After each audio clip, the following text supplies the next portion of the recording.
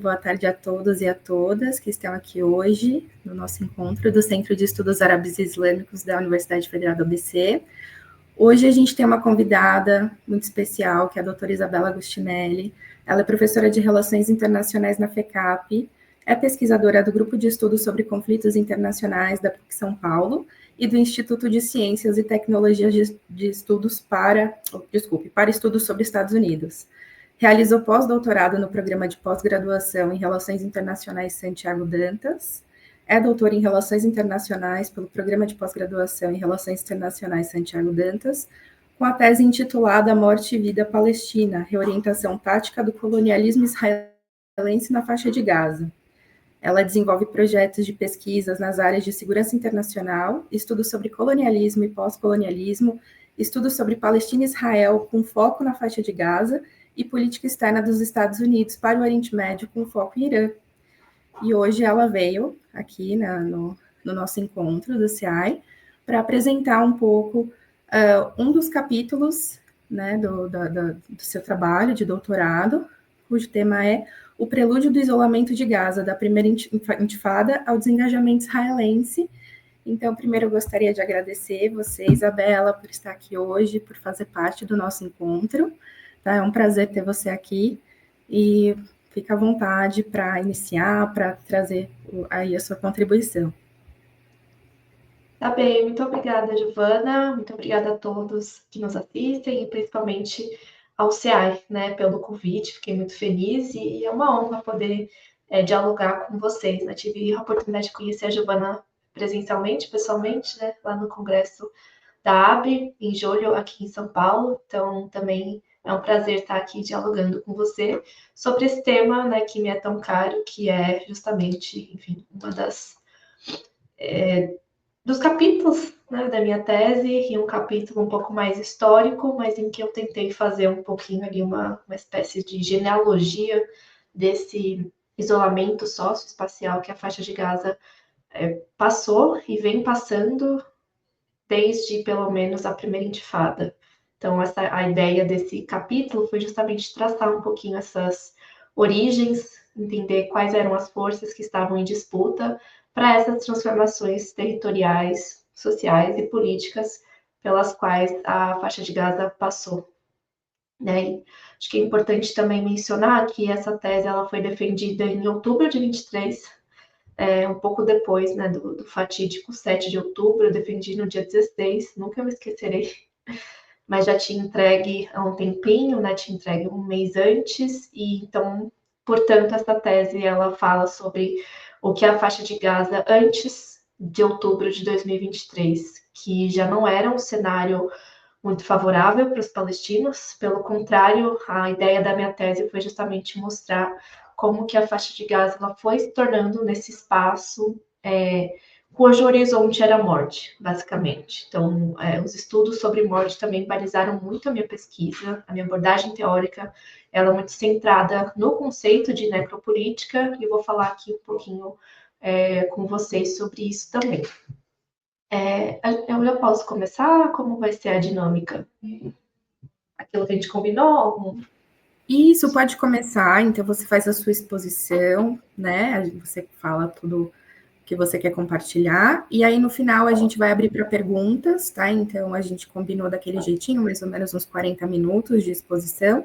No final, as pessoas elas podem participar pelos comentários e os membros do CIAI, se eles quiserem entrar aqui para fazer pergunta diretamente para você, a gente permitiu também, tá bom? Ah, legal, muito bom.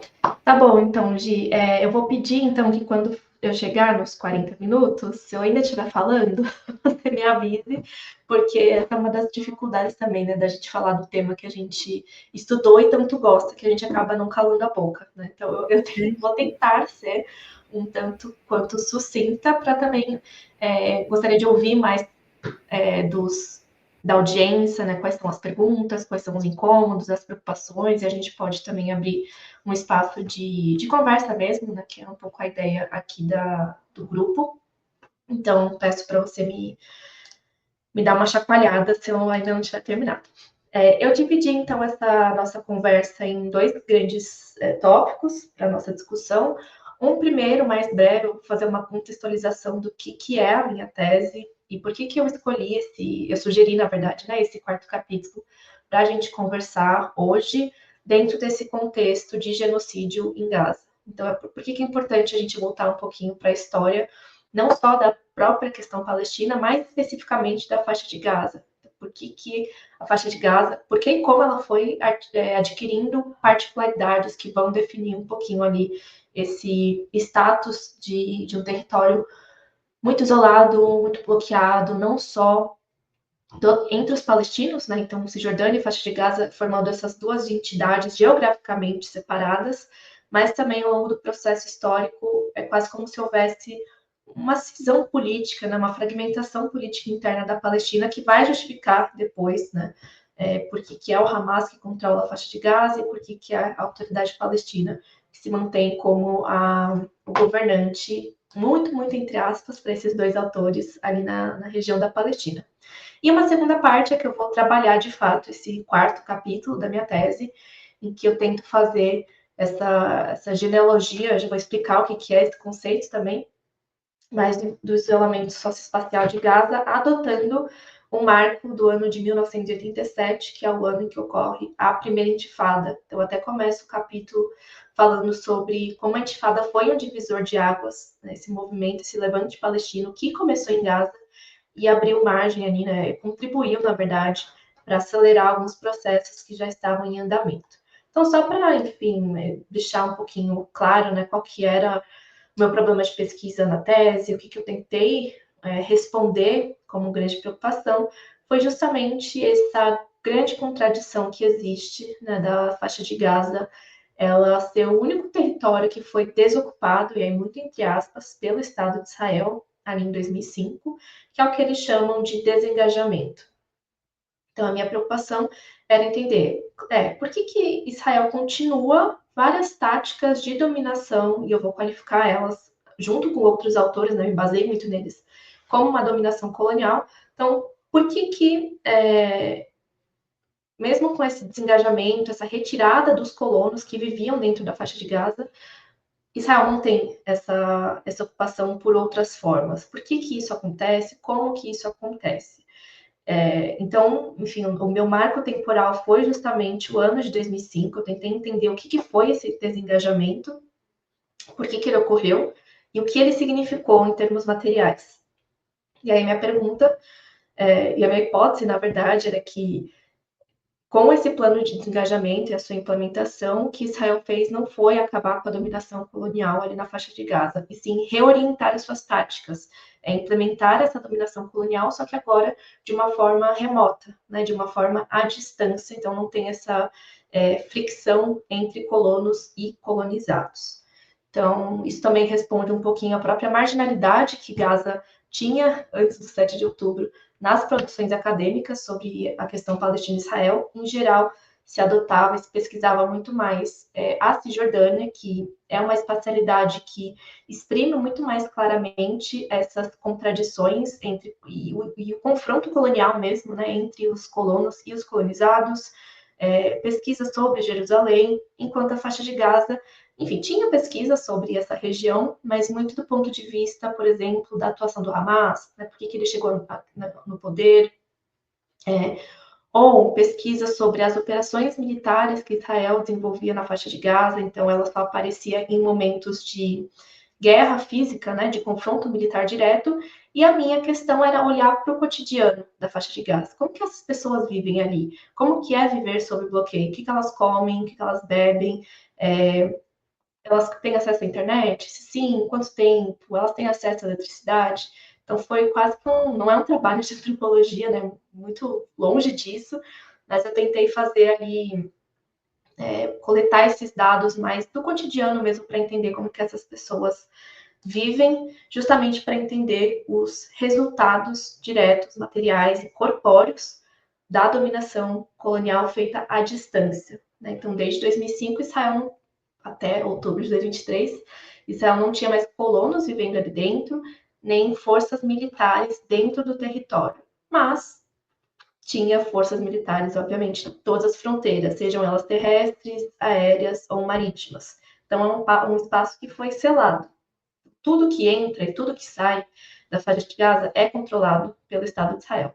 Inclusive na fronteira sul com o Egito, né? Tem ali, foram poucos momentos na história, o que ficou um pouco mais tranquilo, vamos dizer assim, de perpassar essa fronteira via Egito, foi durante o governo do Mubarak, né? Logo depois ali da Primavera Árabe e antes da tomada do poder pelo Al-Sisi.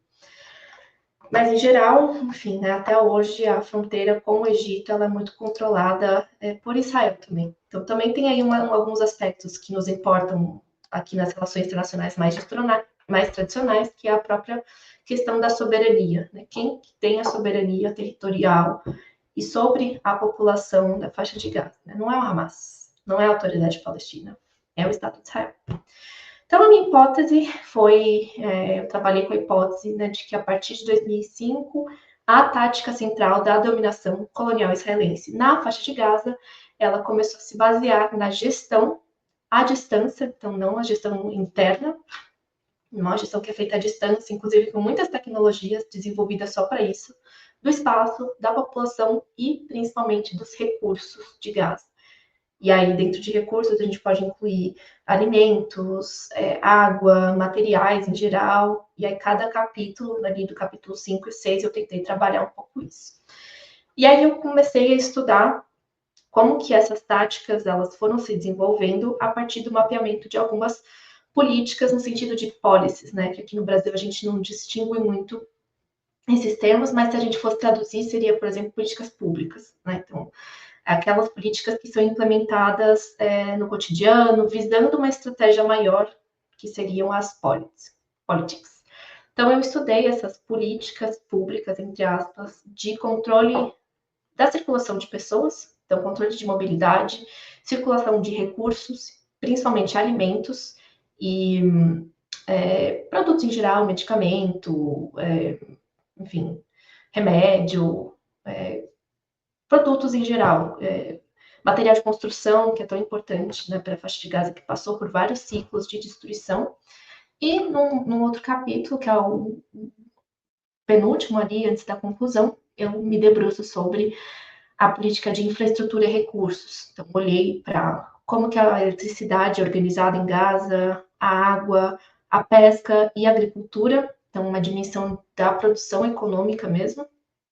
E aí isso foi me revelando também como que Israel ainda é o ator central que controla esses aspectos da vida cotidiana em Gaza, e controla de uma forma a transformar essa vida numa morte em vida. E isso narrado pelos próprios palestinos que eu entrevistei, que eu coletei informações de outras entrevistas, de relatórios de organizações de direitos humanos, notícias, enfim. Então, o meu objetivo geral foi investigar e analisar a racionalidade, então, qual que é o objetivo, a racionalidade por trás da implementação dessas políticas do ponto de vista israelense, o funcionamento delas, então, como que elas funcionam no dia a dia, quem que deixa passar ou não água e alimento para dentro ou para fora da faixa de Gaza, e os efeitos dessas políticas. E aí, não de forma isolada, que isso também é um grande problema dentro dos estudos de Gaza, acabar essencializando aquela região, como se tudo que acontecesse ali fosse muito particular. Mas, apesar de ter suas particularidades, a minha ideia também foi enquadrar essas políticas num processo maior, que é o colonialismo por povoamento sionista na faixa de Gaza. Então, em termos metodológicos, eu me baseei um pouco nessa técnica de investigação herdada do Foucault, que é a genealogia. Então, não necessariamente traçar as origens de determinado processo, mas identificar ao longo da história como que eles foram emergindo aos poucos até se tornar essa condição de existência. Então, minha ideia foi fazer uma genealogia mesmo desse processo de isolamento de Gaza. Por que ela é tão isolada, não só do mundo, mas dos próprios palestinos, de outras regiões, como Cisjordânia e Jerusalém. Meu enquadramento teórico foi justamente o colonialismo por povoamento e o de desenvolvimento como um processo histórico também de minar qualquer tipo de possibilidade, capacidade da população local de desenvolver sua própria economia com base em agricultura e indústria e pesca, no caso da faixa de Gaza, que é o único território palestino que tem acesso ao mar, mas que não é possível acessá-lo por conta, enfim, do controle militar israelense. E aí eu utilizei alguns arcabouços teóricos, mais central deles a governamentalidade, do Foucault também, e a necropolítica. Então, a ideia de que a produção da morte em Gaza, ela não é algo natural, ela é algo escolhido deliberadamente e orquestrado sistematicamente por parte não só de Israel, mas de seus aliados também, e que transformam, portanto, essa região nessa paisagem de morte, vamos dizer assim. Né? Então, só de antemão, tentando enquadrar um pouquinho aqui a minha perspectiva teórica, eu gosto muito desse trecho do texto Necropolítica do Membe, é um ensaio dele, né? É um ensaio que toda vez que a gente volta para ele, a gente aprende uma coisa nova. Então, eu gosto muito dele. Foi ele que me provocou, na verdade, a pesquisar a questão palestina. Eu era muito obcecada com discussões teóricas, mas ainda faltava materialidade para minha pesquisa. E aí, lendo ele, eu fiquei meio obcecada até. E em determinado momento do texto ele fala que o exemplo mais bem sucedido que se tem de necropolítica é a ocupação israelense da Palestina. E ele escreve em 2003, esse livro, originalmente é de 2003, livro não, desculpa, ensaio. E Gaza só tinha, enfim, ela vai passar pelo processo de desengajamento em 2005, mas lá a gente já conseguia ver, e o MEMP conseguiu identificar isso muito bem, como que o controle colonial, ele produzia tantas mortes, não só diretas, que não é tanto que ele se preocupa, mas o que a gente chama de mortes indiretas, né? A morte lenta também, que é um conceito que eu vou tentar desenvolver um pouco aqui nessa tese, né? A morte como produto de escolhas políticas deliberadas e que se materializam, que são produzidas, né, na verdade, por meio dessas políticas de inacesso a recursos que são básicos a toda e qualquer vida humana. Então, esse trecho ele ilustra muito bem, e aqui ele não está falando de Gaza especificamente, ele está falando de Palestina de uma forma geral, e também de outros espaços que passam por ocupações coloniais. Então, ele define, né, a necropolítica como uma sabotagem orquestrada e sistemática da rede de infraestrutura social urbana. Então, o aspecto da cidade, do urbano, é tão importante, do espaço geográfico urbano, que é complementada, portanto, pela apropriação de recursos como terra, água e espaço aéreo. Outras técnicas que são feitas, né, a terra arrasada, ou seja, destruir casas, cidades, hospitais, escolas, danificar a infraestrutura de água, de abastecimento, saneamento básico, enfim, danificar comunicações eletrônicas, uma série de questões aí que são feitas. As vilas e as cidades sitiadas são cercadas e isoladas do mundo e a vida cotidiana é militarizada. Então, minha preocupação aqui é olhar para o cotidiano, assim como o Membe, e não apenas para esses momentos em que Gaza, com razão, recebe mais atenção, que eram justamente os períodos de operações militares, bombardeios, né, no fim das contas, porque nem nas operações militares Israel entrava no território. Era sempre tudo feito à distância, né? Lançamento de bombas, drones, gases lacrimogêneos por drones, enfim. Então ele conclui, né, que a população sitiada é privada dos seus meios de renda e a matança invisível é adicionada às execuções absolutas. Então foi essa matança invisível que eu queria me dedicar a estudar. Ainda no campo da abordagem teórica e histórica, enfim, vou fazer aqui de forma bem resumida, que eu acredito que vocês, enquanto um grupo de estudos árabes e islâmicos, já devem ter tido contato aí, né, com a própria ideia de colonialismo por povoamento, mas é sempre bom retomar e identificar por que ela foi importante também para a minha pesquisa enquanto esse pano de fundo, para entender como que Gaza é um exemplo também do colonialismo por povoamento, mesmo não tendo colonos vivendo dentro daquela região. Então, uma inovação nesse sentido, o que foi feito com Gaza, essa reorientação tática do colonialismo. Enfim, né, um paradigma teórico histórico que foi desenvolvido inicialmente pelo Patrick Wolf. Ele vai definir que o colonialismo por povoamento é uma estrutura, ou seja, ela não é algo que acontece só quando o colono invade o território, é só a permanência que caracteriza o colonialismo por povoamento e que funciona por meio de duas grandes vertentes, né? A eliminação da população nativa, seja de forma física e direta ou de forma simbólica, por exemplo, assimilar aqueles aqueles colonizados à cultura do colono. E, por outro lado, a ideia de que o território é um elemento irredutível, ou seja, o colono ele chega para ficar. Ele nunca vai devolver aquele território. Por isso que Gaza é tão interessante nesse sentido, porque aparentemente o território foi devolvido. Mas que território é esse? Em que condições foi devolvido? Essa que é a grande questão. Então, todo projeto colonial é composto por uma tríade, né, que é o controle de espaço, população e recursos. No caso de espaço, obviamente, controlar o acesso à terra. E isso foi sendo feito paulatinamente no caso da colonização da Palestina, desde o início da chegada ali dos colonos sionistas e a transformação daquele território desde o final do século XIX, mas que vai se consolidar de fato com a criação do Estado de Israel. O controle da população, então, o elemento populacional aqui é central. Então, a variável demográfica, inclusive para Gaza, vai ser a grande particularidade dela. É um território muito pequeno, mas que concentra, enfim, né, até outubro de 23, 2,2, 2,3 milhões de pessoas. E pessoas palestinas, né? Não tinha israelenses vivendo ali. Quando teve o desengajamento, foi em agosto de 2025, isso inclusive fez 20 anos já, o plano de desengajamento.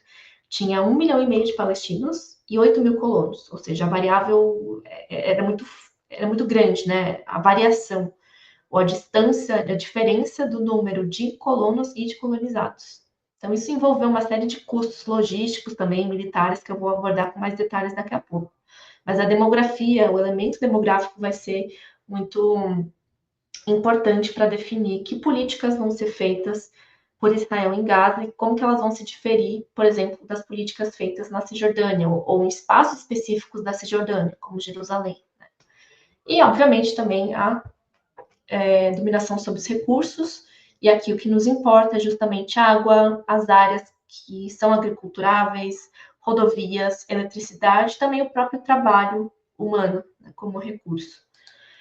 Então, já vou dar aqui um salto do pós-criação do Estado de Israel, o que ele significou para a faixa de Gaza.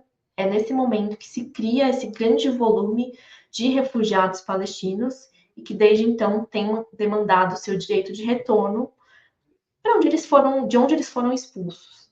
Então, por exemplo, se a gente vê aqui no mapa, teve muitos palestinos que foram expulsos durante o processo de criação de Israel e foram para Gaza. Então, foi cerca de 200 mil. Tinha 700 mil palestinos que foram expulsos. 200 mil foram parar na faixa de Gaza, que na época tinha 80 mil pessoas vivendo.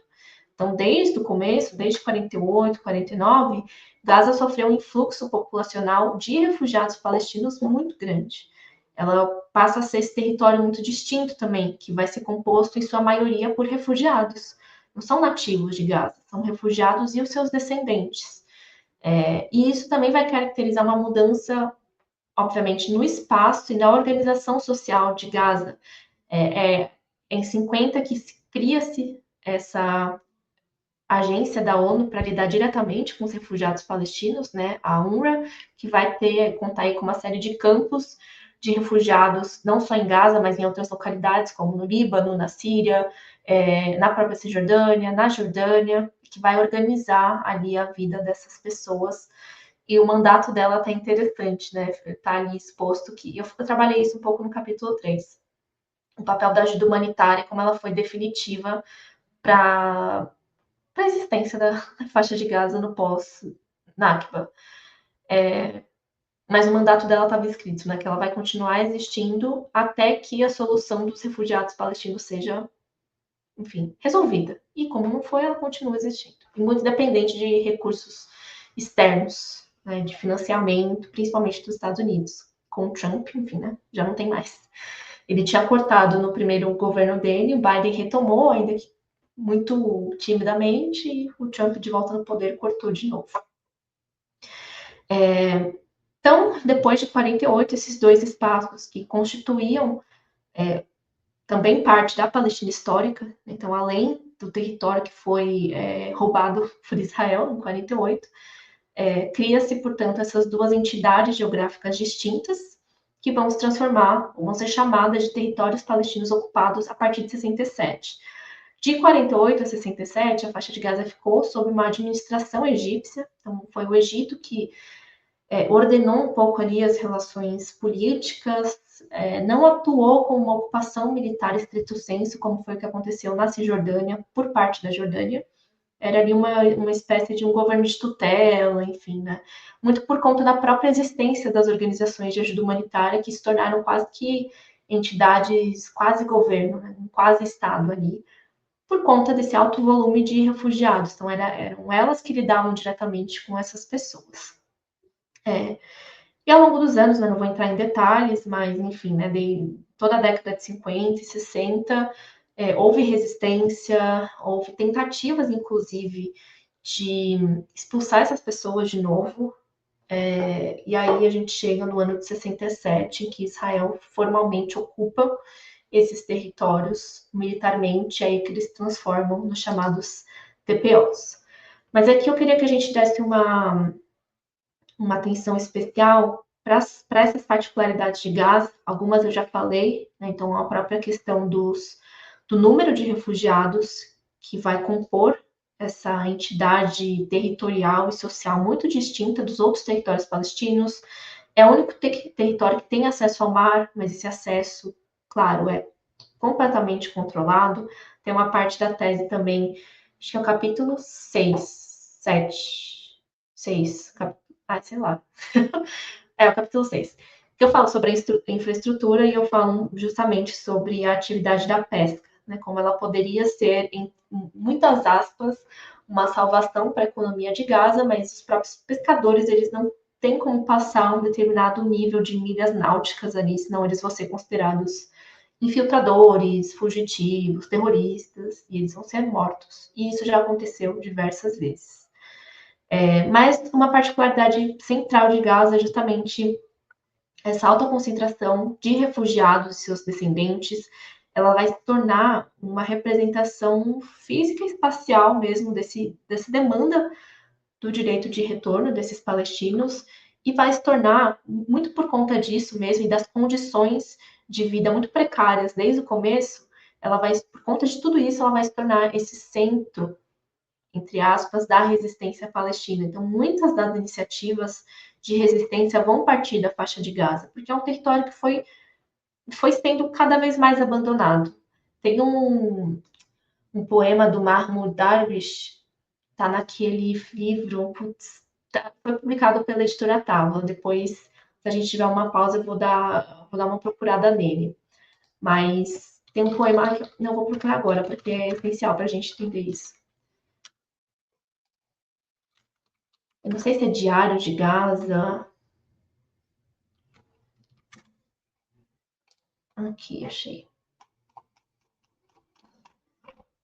Não, Diário da Tristeza Comum, do Mahmoud Darwish, foi publicado pela editora Távola. Livro excelente. Em um determinado momento, é um poema, né? Mas enfim, né?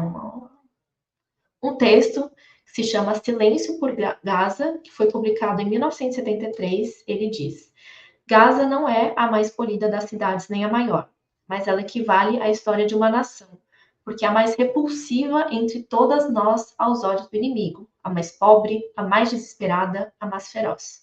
Porque é um pesadelo, porque são laranjas minadas, crianças sem infância, velhos sem velhice e mulheres sem desejos. E por ser tudo isso, ela é a mais bela entre nós, a mais pura, a mais rica e a mais digna de amor. Gaza não repetirá as mentiras. Gaza não dirá sim aos conquistadores e continuará a explodir. Não é morte, não é suicídio. É uma maneira de anunciar que é digna da vida. Eu acho que esse poema ele sintetiza tudo o que eu quis dizer na minha tese. A arte é sempre assim, né? Ela consegue em poucas palavras sintetizar tudo que a gente quer dizer, né? Eu acho que esse poema dele ele cumpre muito bem esse papel, que explica por que Gaza sendo esse terreno muito abandonado, esse espaço em que as condições de vida são muito, muito precárias e foram sendo cada vez mais, é de lá que vai sair a resistência mais brutal, vamos dizer assim.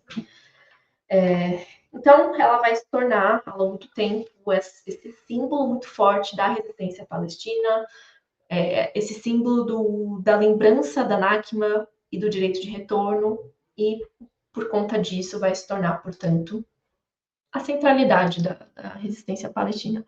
Aqui trouxe algum mapa para a gente ver, alguns campos de refugiados que são administrados pela UNRWA. Então, vejam, Gaza quase que completamente. São 8 campos em Gaza, e não são campos assim, é uma tenda com algumas famílias. Então, eles viraram quase que cidades inteiras.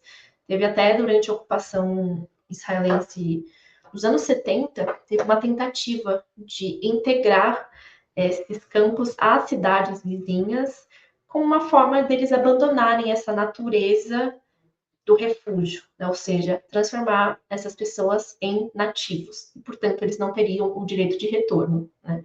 E aí a solução da Palestina estaria resolvida nesse aspecto, né? Não teria que retornar esses mais de 80 mil refugiados e as suas famílias que foram expulsas da Nakba. Ao longo do tempo, a gente vai vendo que Gaza também vai se tornando esse espaço que é visto com muita repulsa pelo Estado de Israel, e que é de onde os palestinos não devem sair e para onde eles devem ir, inclusive o da Cisjordânia, ou seja, é um espaço segregado, um Bantustão, um enclave que deve concentrar ali os palestinos, que, portanto, seria o único Estado, muito entre aspas, possível para a questão palestina. E a Cisjordânia é o completo oposto, né? Essa tentativa constante de anexar formalmente a Cisjordânia e expulsar os palestinos ali. A gente está vendo, não é desde o 7 de outubro, até desde muito antes, essa tentativa bem sucedida de colonização desse espaço. Então, cada vez mais assentamentos ilegais ali na Cisjordânia. Se é que tem assentamento legal também, né? Mas essa é a nomenclatura que se usa. E um processo de expulsão também desses palestinos para outras regiões. E é por isso que eles resistem tanto, né? A própria ideia de você permanecer na sua casa, é o conceito ali, né, do sumud. A própria ideia de você permanecer existindo já é uma espécie de resistência. Mas para a gente entender um pouquinho também as particularidades de Gaza, eu já falei 30 minutos, né, gente? Eu não estou nem na metade. Eu vou dar uma acelerada. Para a gente entender o problema demográfico de Gaza, a gente precisa voltar, então, para aquela ideia do colonialismo e povoamento, essa ideia de criar um Estado, se não completamente, pelo menos em grande maioria, judaico. Né? Ou seja, árabes palestinos não devem fazer parte dessa comunidade, não é um Estado binacional. É um Estado apenas para um tipo de etnia possível. Então, desde o começo, os palestinos eles vão sendo construídos como um grande problema demográfico. Muitas vezes não vão ser nem chamados de palestinos, vão ser chamados de árabes, essa categoria mais geral, e, portanto, eles podem viver em outras áreas árabes, na Síria, no Egito, no Iraque, enfim. Isso eu destrincho também um pouquinho no capítulo 3 da minha tese, sobre os fundamentos sionistas e a centralidade da demografia no processo do colonialismo e povoamento. Então, Gaza vai ser também esse símbolo desse grande problema demográfico, né? Como que a gente, do ponto de vista israelense, como que vai lidar com essas pessoas que são indesejadas, essa população excedente, né, que deve ser eliminada? Gaza vai ser, enfim, um grande exemplo disso, pela alta concentração de palestinos e palestinos refugiados, né? Vou passar aqui, porque, enfim, o processo da ocupação ele também vai ser determinante, né, para como que a intifada ela vai explodir e como que ela vai mostrar para o mundo que essa ocupação israelense desde 67, ao contrário da narrativa israelense, ela não era uma ocupação benéfica, ela não estava trazendo desenvolvimento, né, estilo manifesto, basicamente. Pelo contrário, ela era, enfim, ela funcionava, claro, né? Teve um aspecto de desenvolvimento mínimo, né? Então, por exemplo, Gaza, antes da ocupação, sei lá, 2% da população tinha geladeira em casa, de televisão. Depois da ocupação foi chegando esses produtos, né? Mas que produtos são esses se você não tem a libertação nacional, né? Então, essa é a grande questão. Então, teve essa ideia também de levar algum tipo de desenvolvimento civilizacional, até mesmo educação, permitir, por exemplo, que os palestinos de Gaza estudassem em universidades no Egito, né? Não é nem Israel, é no Egito, mas para que, enfim, né, havia um pouco essa ideia de que os colonizados iluminados, né, educados, eles não pegariam em armas e resistiriam à ocupação. Então, também foi uma tentativa aí de pacificação, essa ideia de combinar também elementos repressivos, né, coercitivos e também produtivos, então um pouquinho da combinação que o Foucault nos diz, e tudo visando aí essa normalização da ocupação, tornar ela algo cotidiano, algo que, enfim, chegou para ficar. Então combinava, claro, as leis de repressão, toques de recolher, vigilância, policiamento, tentativas de deportação, principalmente nos anos 70. O controle da mobilidade vai começar aí, até um pouco antes da própria primeira intifada, né? E, ao mesmo tempo, enfim, tentar pacificar esses palestinos. É nessa ocupação de 67, a partir dela, que a gente consegue ver também com mais precisão como que os colonos eles vão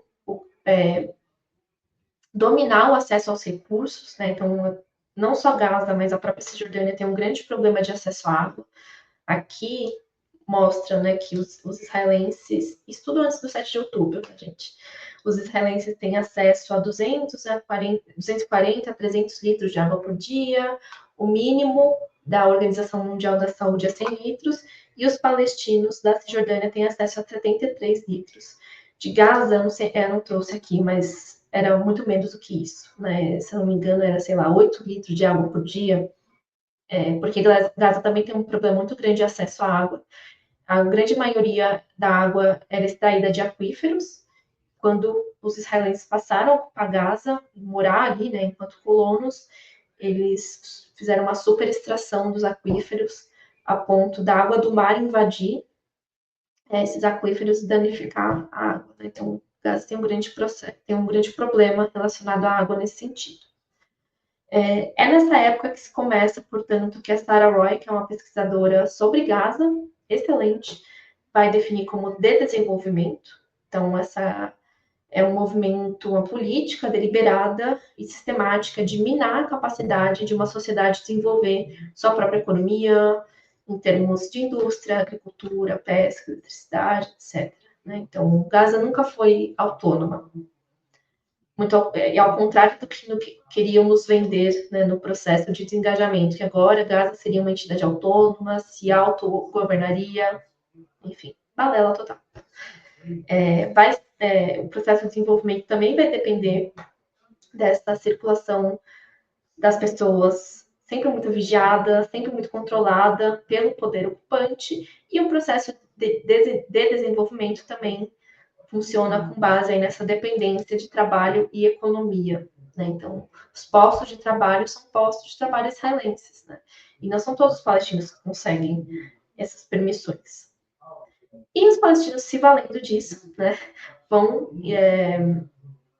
de alguma forma, quebrar um pouco, né, esse regime da economia israelense. A primeira intifada ela vai surgir de um estopim, foi um assassinato, um acidente de carro que aconteceu na faixa de Gaza, no campo de refugiados de Jabalia, Jabalia, acho que fala. E, enfim, né, a grande narrativa que se consolidou era que isso tinha sido um acidente orquestrado por colonos israelenses que acabou matando palestinos, né, que estavam indo trabalhar. E isso foi o suficiente para lançar, então, um pouco esse fogo na sociedade palestina, que começou a se organizar em movimentos de boicote, de de desobediência civil.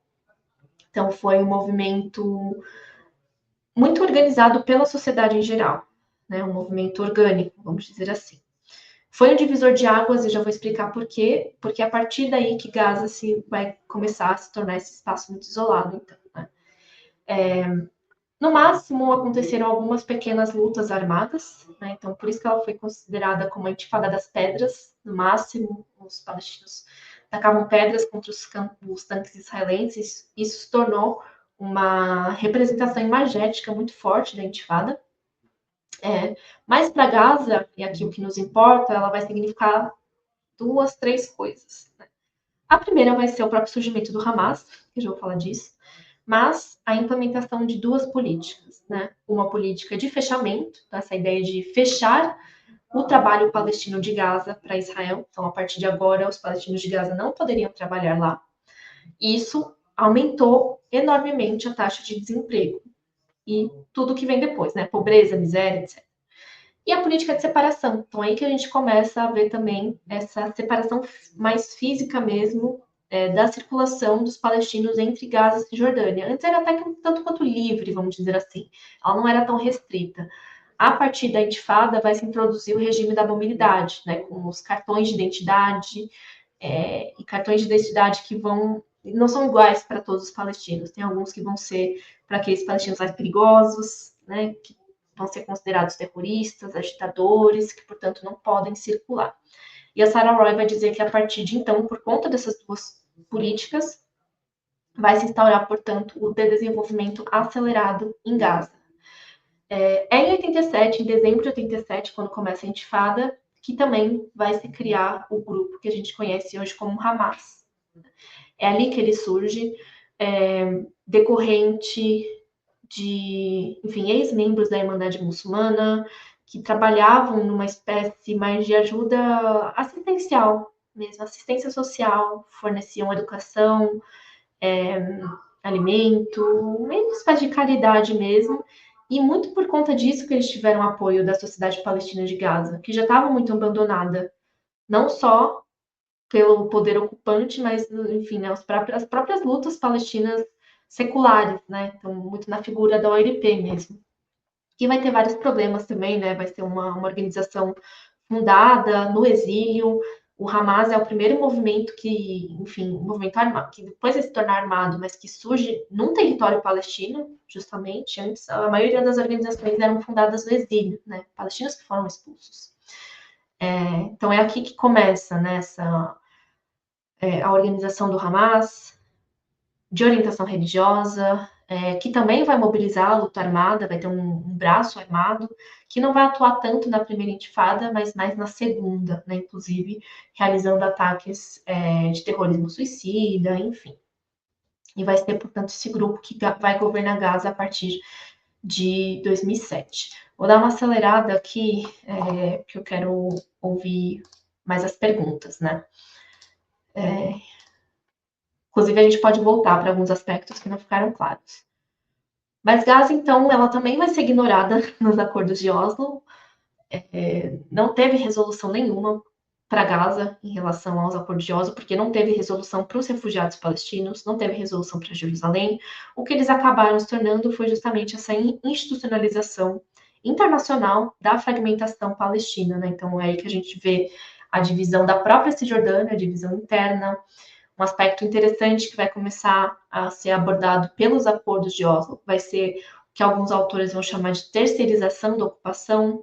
Então, o Arturo Hartmann ele fez uma tese justamente sobre esse mecanismo local e global dos acordos de Oslo, o que eles significaram para a Palestina de uma forma geral. Então, uma tese muito interessante, também foi defendida lá no programa Santiago Dantas e me serviu de muita inspiração e fonte mesmo para eu desenvolver esse capítulo 4 da minha tese. Então, enfim, né, nós já estamos temos essa clareza de que os acordos de Oslo eles nunca foram sobre paz, né? Eles foram, na verdade, essa institucionalização da separação palestina, inclusive interna. Então, a gente vê aqui como que a Cisjordânia ficou dividida em 3 grandes áreas. Veja que a faixa de Gaza nem aparece aqui, né? Ela nem ficaria como área A, área B, nem C. Era um outro tipo de mecanismo que, no fim das contas, né, acabava consolidando a ocupação israelense mesmo, né? E nunca dizendo respeito à possibilidade de criação de um Estado palestino.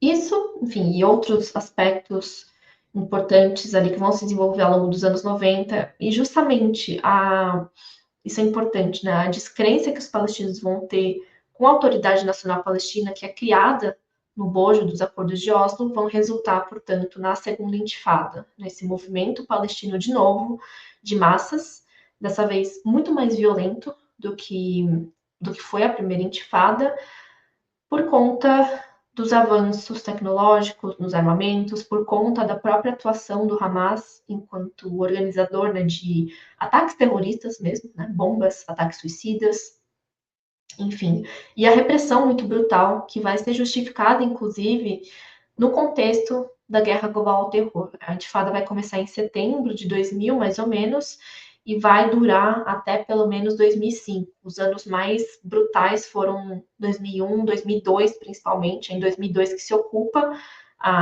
o campo de refugiados de Jenin. Israel ocupa e bloqueia, faz um cerco, né, o campo de refugiados de Jenin na Cisjordânia, e aplica táticas que já foram testadas na própria faixa de Gaza. Então, esse contexto de guerra global ao terror vai justificar também, tentar legitimar essas ações israelenses e apoiadas pelos Estados Unidos. E é nesse contexto, então, que se vislumbra essa possível retirada dos assentamentos israelenses de Gaza, o famoso plano de desengajamento. Como eu falei, em 2000 tinha 8 mil colonos vivendo aqui em Gaza, né, nesse mapinha que a gente consegue ver. Esse já, enfim, pós-desengajamento, né? Mas a maioria dos colonos vivia nessa região aqui. Inclusive, as casas foram destruídas para os palestinos não usufruírem delas. E 1,5 milhão de palestinos. Já na década de 80, no contexto da primeira intifada, tinha um demógrafo israelense, o Aaron Schofer, que ele publicou um artigo, está disponível online, interessante de entender a racionalidade dele, mas ele já dizia que Gaza era uma ameaça demográfica, era uma bomba demográfica, e que era uma grande ameaça, portanto, para essa entidade tão requisitada do movimento sionista, que é a criação de um Estado de Israel só composto, ou pelo menos em sua maioria, por judeus, né? O Ariel Sharon, que era o primeiro-ministro da época de Israel, desde 2001, ele vai retomar essa ideia do Aaron Sofer. Inclusive, o Aaron Sofer foi, eu nem sei se é assim que fala o nome dele, mas ele foi um consultor do Ariel Sharon, do plano de desengajamento, e o Ariel Sharon vai entender que a resolução para a faixa de Gaza passa por essa equação demográfica, né? Ou seja, retirar os colonos que ali viviam, então retirar os judeus que ali viviam.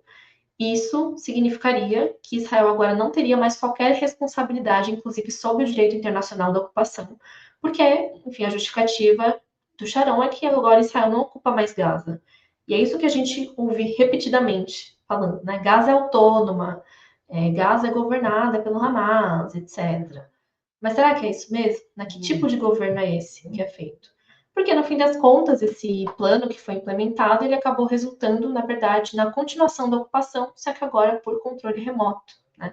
Então, foi uma estratégia muito inteligente do Ariel Sharon de retirar, então, essa responsabilidade sobre 1,5 milhão de palestinos, porque o grande prêmio sempre foi a Cisjordânia. Não é à toa, eu trouxe até um mapa aqui que compara um pouco isso, que em 2000, aqui a linha vermelha são os assentamentos em Gaza. Em 2005 eles deixam de existir.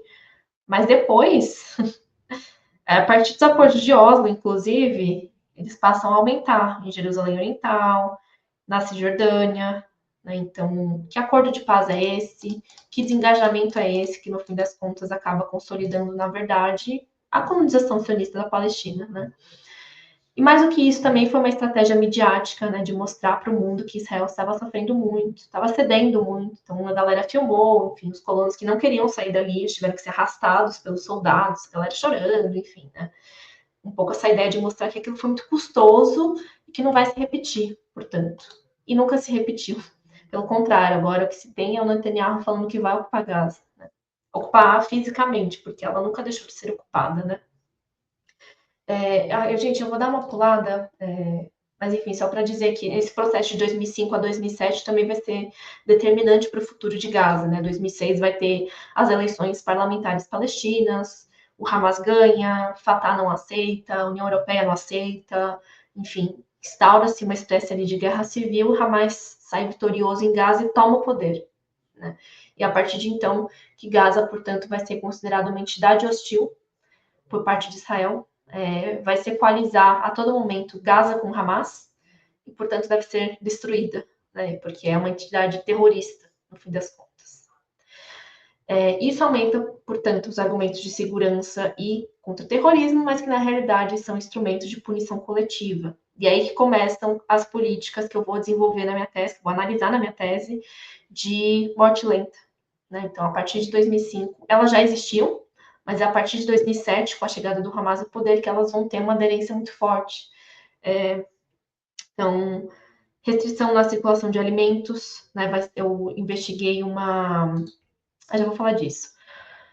Mas que vão significar, no fim das contas, um total estado de insegurança alimentar e a impossibilidade de reconstrução de Gaza, né? Gaza sempre vai passar por ciclos de violência direta, que são os bombardeios, que Israel chama de operações militares, né? E que vai ser narrado como uma estratégia de aparar a grama, né? Então, de vez em quando, diminuir ali as capacidades militares do Hamas e, ao mesmo tempo, não deixar que Gaza seja reconstruída, né? Porque não entra cabo de aço, não entra cimento, não entra nada.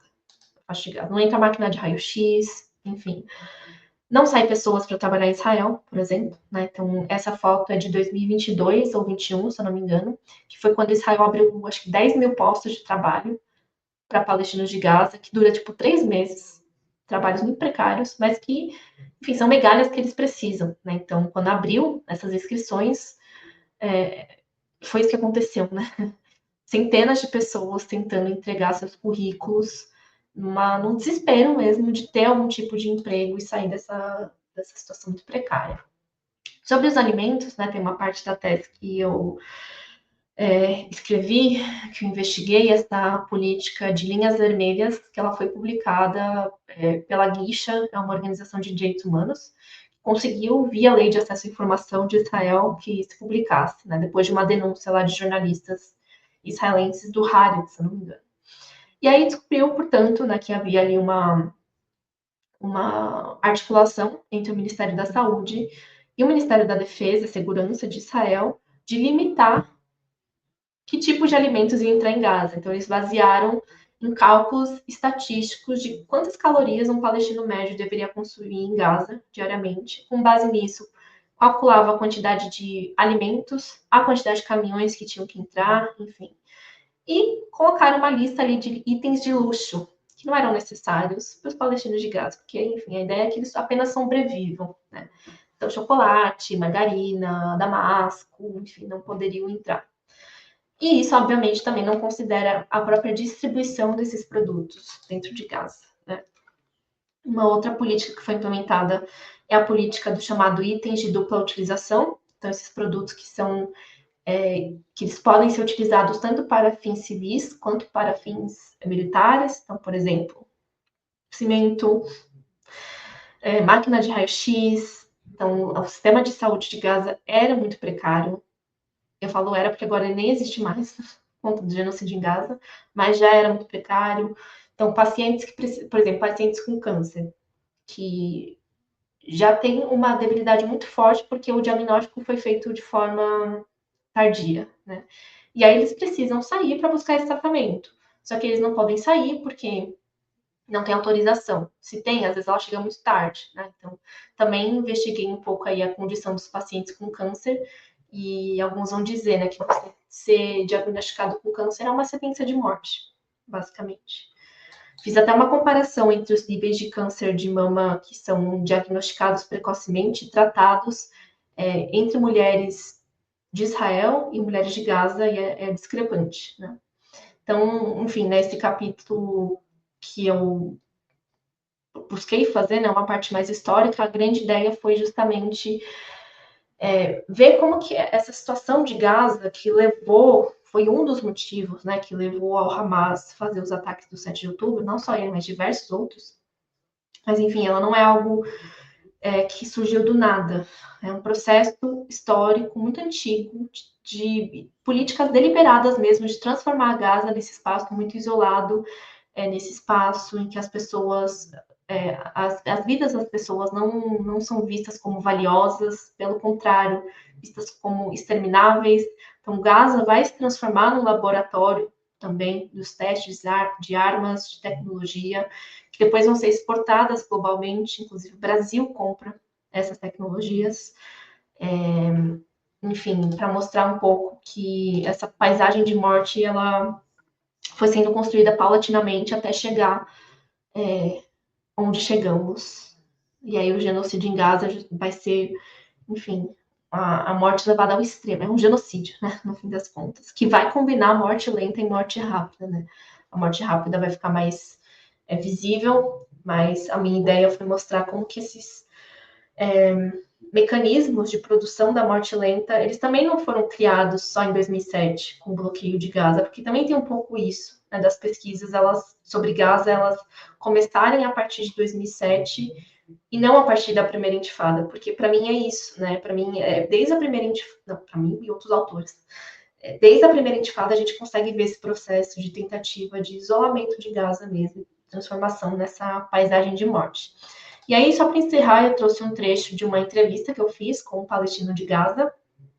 Ele é de família refugiada, palestinos que fugiram da Nakba e foram morar em Gaza.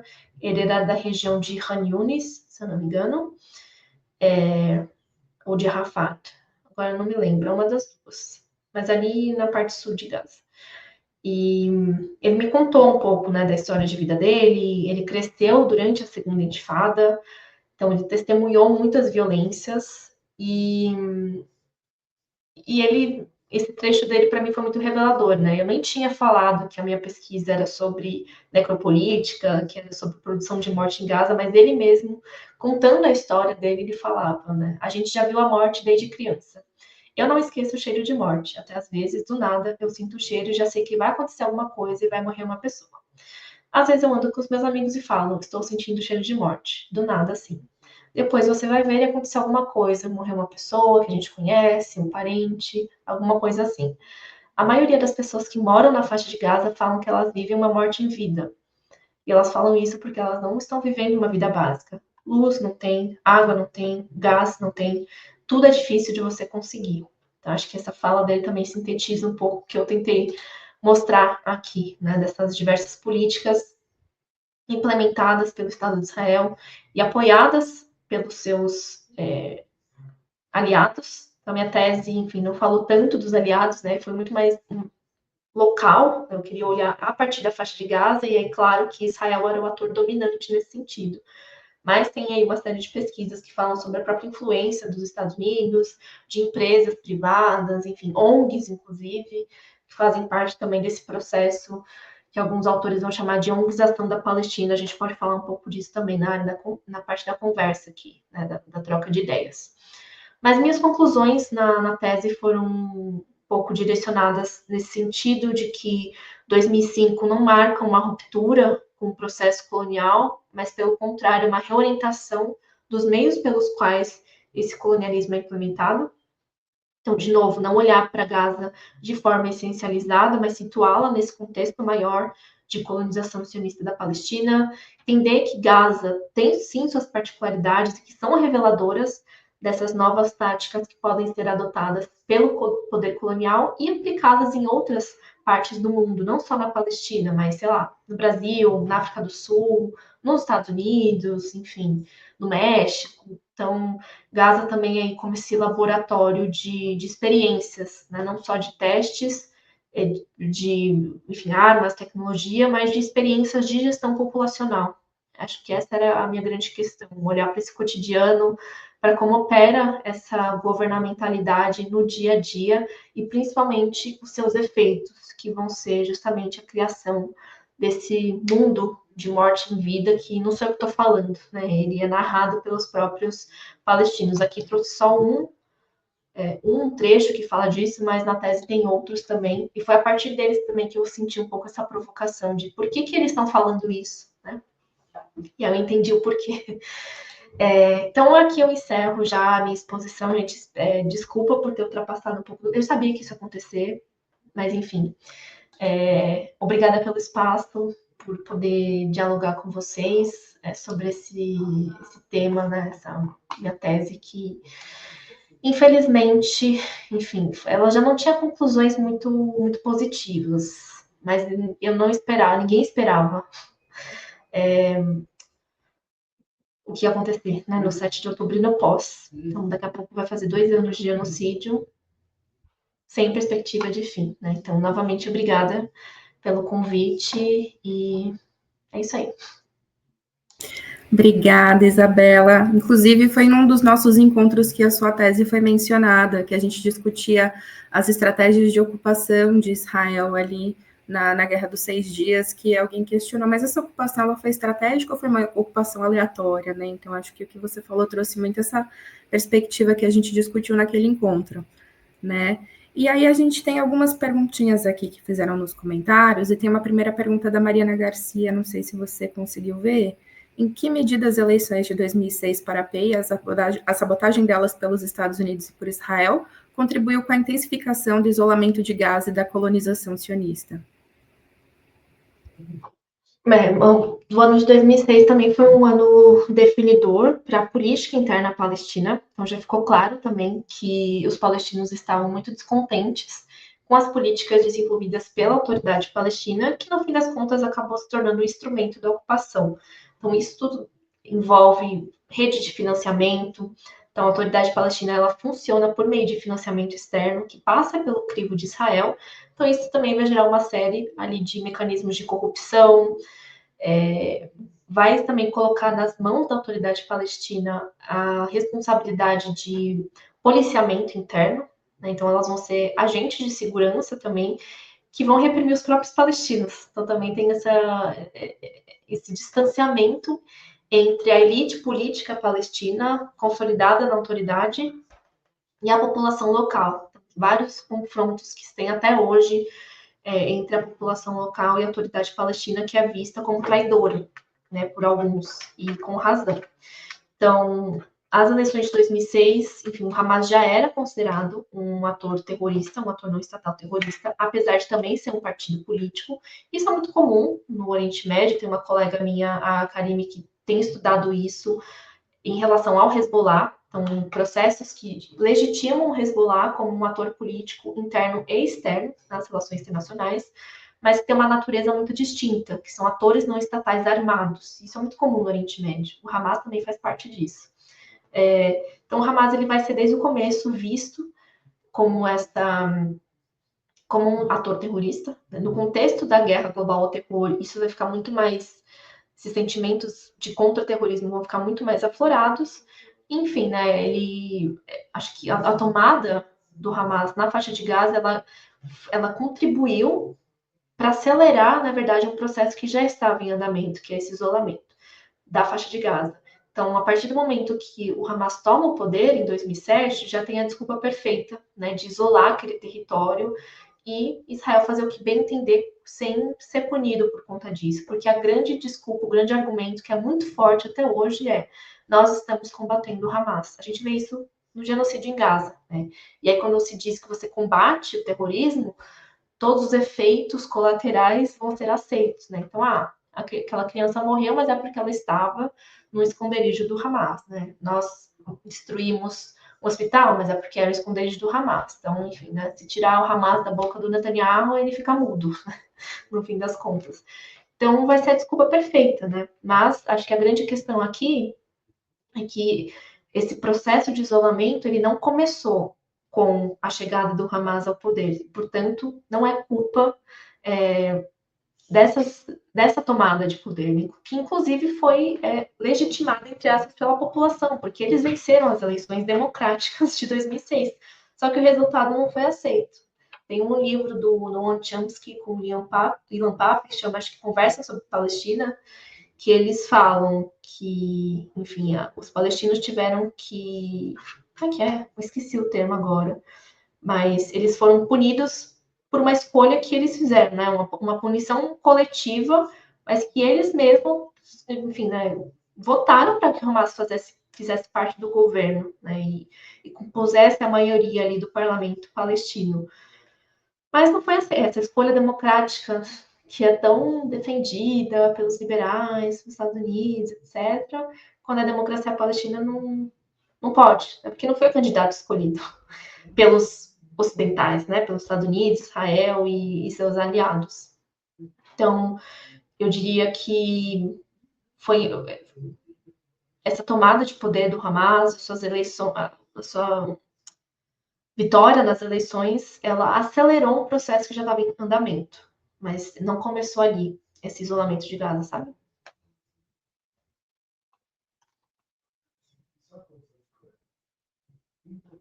Acho que pode passar para a próxima. Okay. A próxima pergunta é da Luísa. Professora, como você experiencia pessoalmente a onda de negacionismo ao genocídio em Gaza e de censura aos defensores da Palestina no mundo?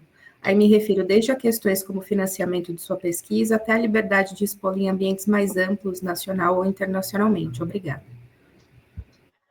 Eu acho que eu tenho sorte de fazer parte de um grupo de pesquisa em que eu não sofro nada disso, né?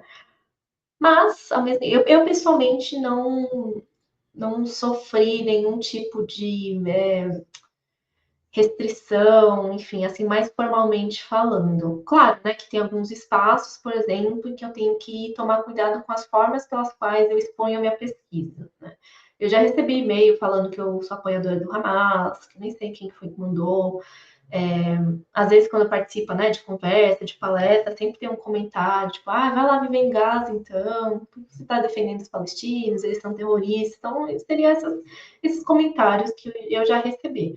Mas o meu próprio grupo de pesquisa, ele passou por os meus dois coordenadores, né, o professor Reginaldo Nasser e o Bruno Uberman, eles passaram por um processo de quase que investigação interna pela fundação que é a mantenedora da faculdade que eles trabalham, por acusação de antissemitismo, né? E não na figura dos dois, a acusação foi em relação ao nosso grupo de estudos. Então, enfim, né? Porque a gente fala abertamente sobre o genocídio em Gaza, utiliza esses termos, fala sobre, enfim, o que Israel faz, e isso acaba, né, do ponto de vista de pessoas que negam o genocídio, ou que, enfim, né, que para mim, enfim, são mau caráter no fim das contas, isso tudo se torna antissemitismo. Então também tem um pouco ali essa instrumentalização do antissemitismo que deve ser combatido, inclusive, uma forma de racismo e a gente também luta contra isso, mas utilizar a cartada do antissemitismo para silenciar críticas ao Estado de Israel, isso ou ao sionismo, né, enquanto esse movimento político de colonização da Palestina, que é como ele se realiza na materialidade. Enfim, acho que essa é uma tentativa de silenciamento. Eu não sofri nenhum tipo de reprimenda nesse sentido até hoje. O máximo que eu recebi foi esses comentários meio idiotas, de tipo, você apoia o Hamas, não sei o quê, blá blá blá.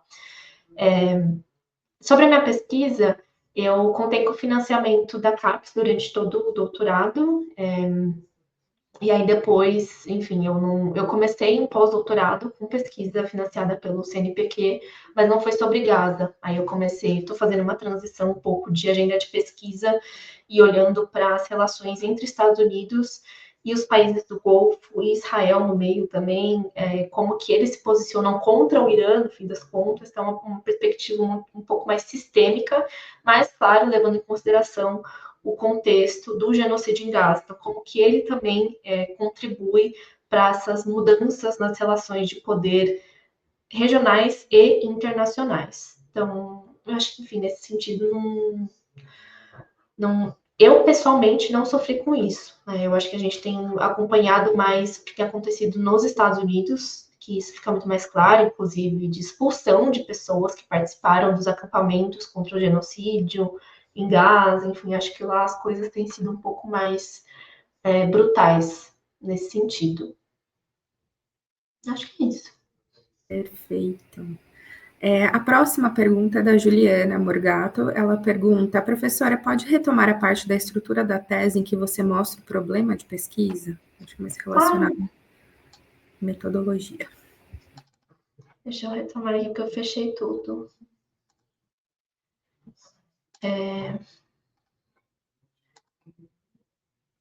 Eu acho que vai ter que compartilhar. Quer que eu passe para a próxima pergunta enquanto você abre? Eu abri aqui, mas acho que o apoio precisa colocar aqui na tela. Mas pode passar para outra.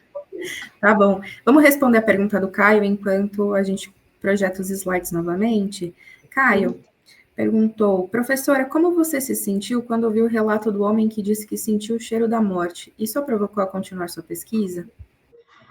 Eu me senti péssima, não sabia nem o que falar. Foi uma conversa foi online, né? Não foi pessoalmente. Se fosse pessoalmente, eu acho que ia chorar na cara dele.